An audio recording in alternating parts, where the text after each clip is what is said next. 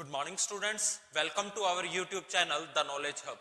Today we are here to discuss about the chapter Cash Book of Class Plus 1 Accountancy. In earlier session we have studied about one column cash book and now today we will learn about two column cash book. How to prepare two column cash book with cash and bank columns.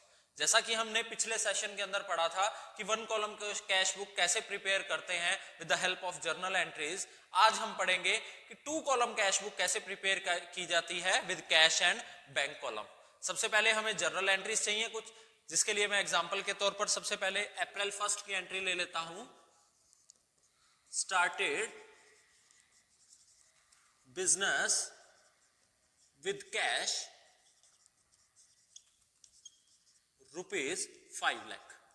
Okay, सबसे पहले मैंने business start किया अप्रैल 1 को cash 5 lakh के साथ। Okay, तो पहली entry क्या आएगी? Cash account debit to capital account. अब कैश अकाउंट यहां क्या हो रहा है? डेबिट हो रहा है, तो debit side, capital account credit हो रहा है, तो कैश अकाउंट डेबिट। तो अप्रैल 1 को एंट्री क्या आ जाएगी? डेबिट साइड में of cash book to capital account, to capital account amount आ जाएगी 5 लाख। ओके, अब दूसरी एंट्री ले लेते हैं हम अप्रैल 3 की। फॉर सपोज अप्रैल 3 को एंट्री ली हमने, purchased goods for cash ₹50,000। Okay, purchased goods for cash 50,000, 50,000 clear. Okay, so इसकी एंट्री क्या होगी? Purchases account debit to cash account. तो कैश अकाउंट यहां क्या होगा? क्रेडिट होगा, तो क्रेडिट साइड एंट्री आएगी अप्रैल 3 को बाय परचेजेस अकाउंट, अमाउंट आ जाएगी 50,000। Okay, so this will be the entry in the cash book. Now third entry April 5 की एंट्री लेके चलता हूं मैं। अप्रैल 5 को एंट्री में लेके चलता हूं, deposited cash into bank ₹1 lakh. Deposited cash into bank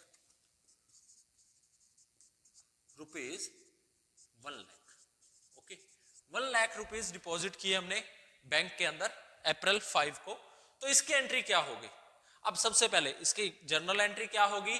bank account debit to cash account. अब ध्यान से देखिए, यहां बैंक अकाउंट भी आ रहा है और कैश अकाउंट भी आ रहा है, और हमारे पास दोनों ही कॉलम है, कैश का कॉलम भी है और बैंक का कॉलम भी है। तो हम इसकी जर्नल एंट्री के बेसिस पे क्या करेंगे? कैश बुक के अंदर रिकॉर्ड करेंगे। ओके, अप्रैल 5 को एंट्री क्या होगी? Bank account debit,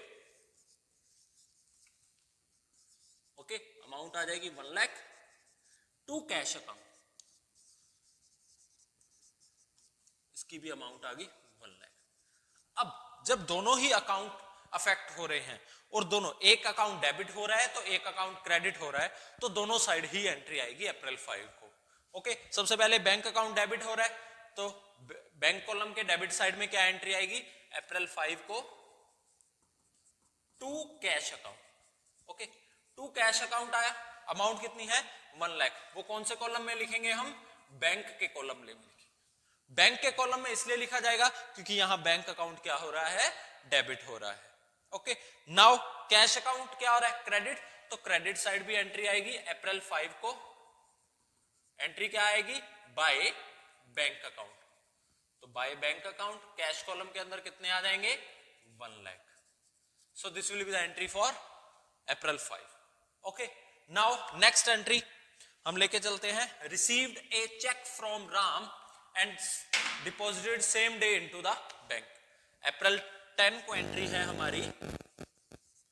okay, received a check from Ram, received check from Ram 10,000।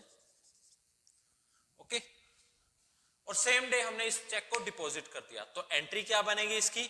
Bank account debit to Ram account. Okay, तो bank account debit to Ram, तो अप्रैल 10 को एंट्री क्या आएगी?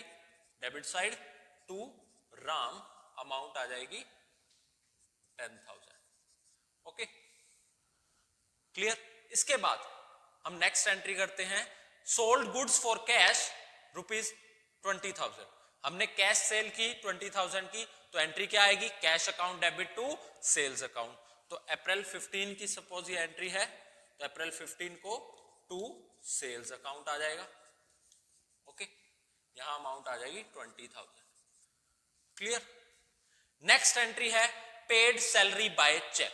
हमने चेक के द्वारा सैलरी पे की अप्रैल 20 को, तो इसकी एंट्री क्या होगी, salary account debit to bank account. क्योंकि हमने चेक के द्वारा पे की है तो बैंक अकाउंट आएगा, तो बैंक अकाउंट क्रेडिट हो रहा है, तो अप्रैल 20 की एंट्री किस साइड आएगी, क्रेडिट साइड आएगी, जिसके अंदर bank account debit, sorry, salary account debit to bank account है, तो बैंक अकाउंट क्रेडिट किसके द्वारा हो रहा है, सैलरी के द्वारा, amount 20,000 in the bank column.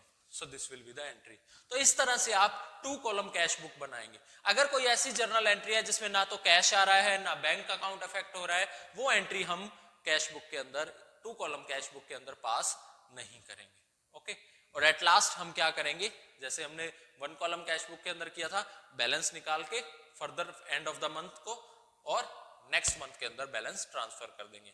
Suppose अप्रैल के अंदर इतनी ही एंट्री थी, तो 30 अप्रैल को हम बैलेंस निकालते हैं। बैलेंस क्या निकलेगा, ध्यान से देखिए। अब इस साइड कितना है, 5,20,000, इस साइड है 60,000, तो कैश का बैलेंस निकला अप्रैल 30 को, अप्रैल 30 बाय बैलेंस CD, तो ये आ गया हमारे पास 4,60,000। ओके, अब बात करते हैं हम बैंक की, तो 1,10,000 इधर है, 20,000 इधर है, तो 90,000 बैलेंस इन। ओके, सो ये हमारे पास आ गया 5,20,000, ओके, एंड 1,10,000। सेम इस साइड भी 5,20,000 and 1,10,000। So this will be the balance equal. Okay, अब ये बैलेंस है मई के अंदर, ओपनिंग बैलेंस ट्रांसफर हो जाएगा मई 1 को। Okay, to balance BD brought down. Okay, amount आएगी 4,60,000 and 90,000। So this will be the topic of your 2 column cash book with cash and bank column. Clear? आज के सेशन के अंदर किसी भी बच्चे को कोई प्रॉब्लम हो तो मुझे कमेंट सेक्शन के अंदर या मेरे व्हाट्सएप नंबर पे आप मुझसे पूछ सकते हैं। Okay, thank you.